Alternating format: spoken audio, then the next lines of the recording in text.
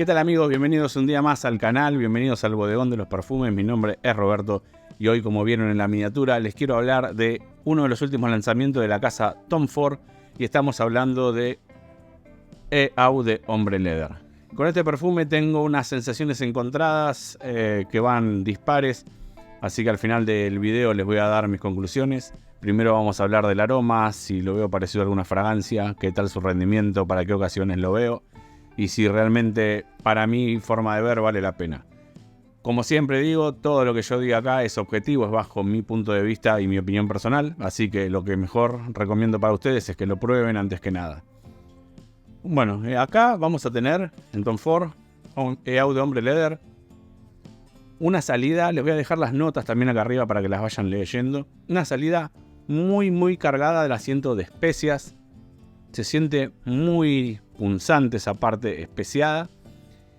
Y empieza a bajar y empieza a salir una vainilla, pero no una vainilla de un tinte gourmand. Es una vainilla más tirando a lo que es la vaina de la vainilla. Va más para ese lado. Y muy a lo lejos se siente el cuero o una gamuza más que nada. O sea que acá vamos a tener esa salida especiada, bien punzante, que le va a dar paso a la vainilla y de fondo nos vamos a encontrar con ese matiz sutil de gamuza o de cuero. No lo veo un perfume tan evolutivo, lo veo más que nada un poco lineal. El aroma sí es muy rico, tiene como una sensación por esa mezcla quizás de cardamomo con el cuero y la vainilla, como quizás apenas un toque sutil como a gasolina podríamos decir. Pero bueno, acá en este perfume tenemos una propuesta completamente distinta, nada que ver a lo que nos traía el Hombre Leather clásico, que era un cuero como si uno oliese una cartera o unos zapatos. Era un cuero muy elegante, muy llamativo, era un perfume también muy adictivo.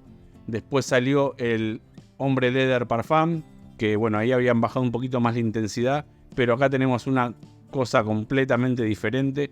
Yo creo que en este perfume, si bien no soy quien para decir qué nombre le tiene que poner Tom Ford a sus perfumes, es como que creo que lo tendrían que haber llamado quizás de otra manera, porque si lo vas a comprar pensando en que va a ser o seguir la línea del Hombre Leather clásico, va por otro lado completamente distinto y por ahí te vas a llevar una sorpresa que te puede llegar a gustar, como no.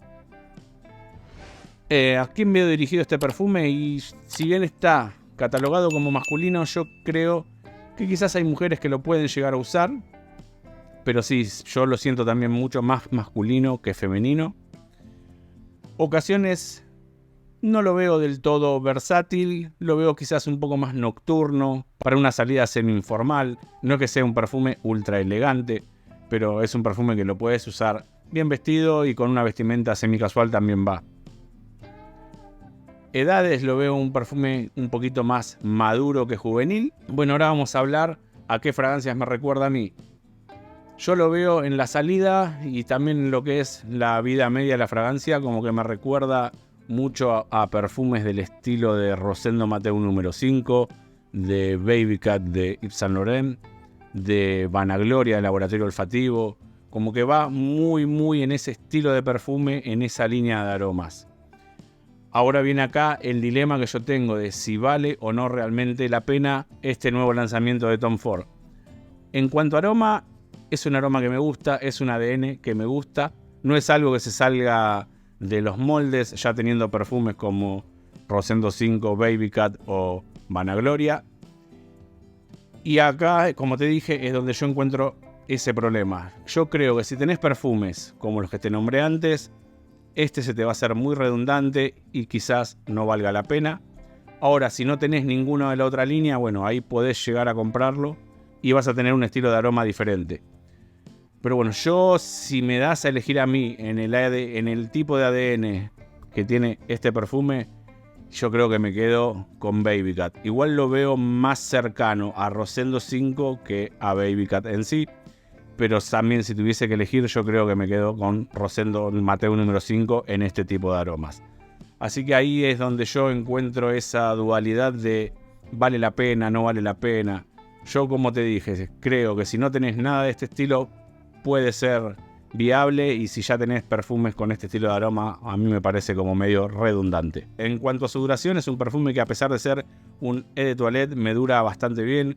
Unas 8 horas me dura a mí fácil en piel, y las primeras horas proyecta bastante, se hace sentir, es muy volátil. Al ser EDT, es como que vuela mucho más en el aire y podés llegar a sentir hasta que llena un cuarto, y si te pasás de spray puede llegar a hacerte un poco invasivo. Después eso va bajando, se transforma en una burbuja más personal, pero es un perfume que dura unas 8 horas fácilmente, o me está durando a mí. Así que, para ir resumiendo, como les dije, tenemos una salida bastante opulenta, cargada de especias, se siente bastante el cardamomo. Después empieza a salir una vainilla más bien seca, no tan gourmand, más tirando a la vaina de una vainilla. Y de fondo tenemos ese toque sutil de cuero o de gamuza. Es un perfume que también se lo siente bastante ambroxanado. A los que hayan probado o sentido perfumes con ambroxan, cuando lo huelan se van a dar cuenta que tiene esa carga bastante ambroxanada. Así que, amigos, hasta acá el video del día de hoy. Espero que les haya servido, gustado. Cualquier duda o sugerencia me lo dejan en comentarios. No se olviden de suscribirse al canal si quieren ver más contenido como este. Y perfúmense, que la vida es demasiado corta para oler aburridos. Chau.